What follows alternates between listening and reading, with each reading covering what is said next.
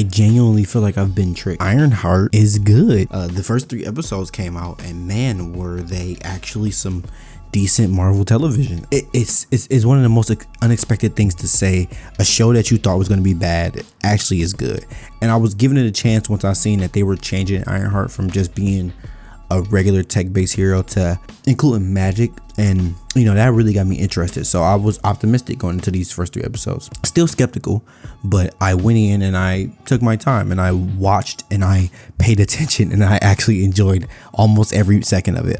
There's a few gripes I have, which I'll get into, but most of them, I mean, shoot, this was just a good couple hours of television. The storytelling really feels like a real show rather than just being a Marvel show, if that makes sense. I don't know if I can properly portray that without you seeing it, but when you watch it, you don't feel like they're trying to make a TV show for people who watch superhero stuff. It's more like, hey, these people are hanging out, these people are having a good time acting and genuinely just liking each other in this show, which is great. I love the chemistry between every character that interacts with each other. It's amazing. Like I said though, the characters, best part, honestly, the characters really do it for this show. Every single person in this show that speaks, that has a line, that's with the crew, that's with Riri, that's with anybody, AI, all of that, everybody is just great, and I love that, man. Riri's good too. She isn't insufferable like she used to be for some reason. She's just a good character now. She isn't too cocky, but she's still cocky. She's smart, so that comes with being smart. You're a little bit cocky, but she still gets scared and she has anxiety, and she's a well fleshed out character, man.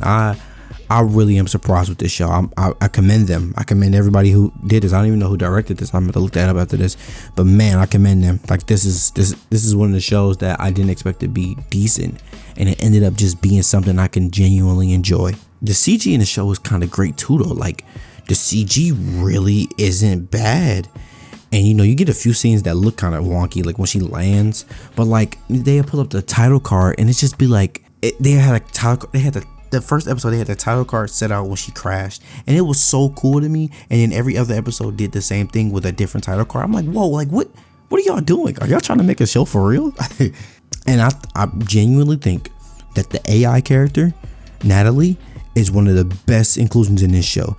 It's like having a secondary lead that only Riri has to deal with, but at the same time she can influence the world around her, and people can see her. Like, she isn't just not there, she's visible, but Riri's the only person who's dealing with her, and she doesn't have to listen to Riri. She's literally like another character in the show, and it's freaking great. Maybe I am kind of biased towards this show though, because it's African American centered, so like I'm definitely gonna vibe with it more because of that. But at the same time, the characters are all just nice to be around. You know what I'm saying? Like, you don't get the insufferable feeling that you would get from other Marvel shows. And the heist aspect of the show is cool too, like having a crew that all have different personalities and different characteristics and different abilities that they can pull off in specific situations. Like, one's a bomb expert, 2 of them are fighters, another one's good with knives, Riri's good with tech. The hood has just hood powers. Like, it's dynamic, bro. It feels weird to actually like this show. I'm having a great time because I'm so happy that Marvel's kind of getting back on track with this and Thunderbolts. I really hope the last 3 episodes of this stick though, because having this and having this type of feeling for a Marvel show, I'm excited for the next 3 episodes. Like, I'm hyped for them now, and I'm a big fan of Riri's suit being practical, with quotations, because it's still CG, but it looks good. It looks like a mechanical suit rather than nanotech, and we don't like nanotech. It's too much. We really enjoy when stuff pops on. But the AI dynamic, man, getting back to it, bro, the AI questions Riri and makes her think about the decisions she's making. Like, the AI wants to make the best decision, and Riri's making an irrational decision, and it's like a good dynamic because the AI thinks she's real, but Riri doesn't. And how do you handle an AI that is created from the brainwaves of a memory of her best friend that also doesn't have to listen to her and isn't evil? Like, it's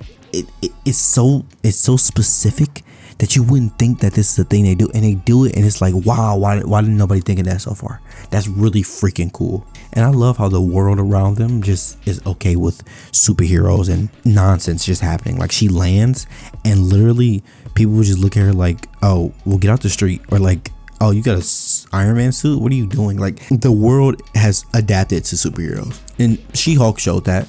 But She-Hulk was like satire-ish, you know, it was real, but she could break the fourth wall, so it wasn't really serious. In this show, nobody's breaking the fourth wall, nobody's joking about it. They're just like, oh, well, this is just happening in this world now. Like, this is a thing that can happen. We get an aliens, androids, and wizards reference, which was funny because, you know, that started with fucking over nostalgia, but it's actually hilarious because that's really what happens all the time. Just think of the possibilities that we can have with the AI and Riri. Like, with Natalie and Riri, if they get really close and they become best friends, basically, and Riri can just project her anywhere, and she's just around all the time talking to the rest of the Avengers, even though she's not a part of the team. She is the suit, basically. Like, she walks around in the suit. She basically automates the suit without Riri. That's a cool dynamic because Riri could not be in the suit. She could be in the suit, and people would be freaked out like the rest of the Avengers. I just want to see that happen. I can't wait to see that happen, actually. And apparently Obadiah Stane's son is in this. Like, what?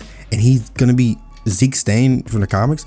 I didn't know about him. I looked him up. He looks cool. If this is what he's gonna turn into, and he ends up being like the secondary villain of the season, or maybe, you know, a villain for later on. I don't know if they're gonna have a season 2 because people just want to hate this show so bad. But I'm in the group that is gonna praise it now. But yeah, he's Obadiah's son, and it's really cool to see somebody else from Tony's background. Basically, the way the 3rd episode ends though is really different. And I will say, Riri, this is one of the issues I have.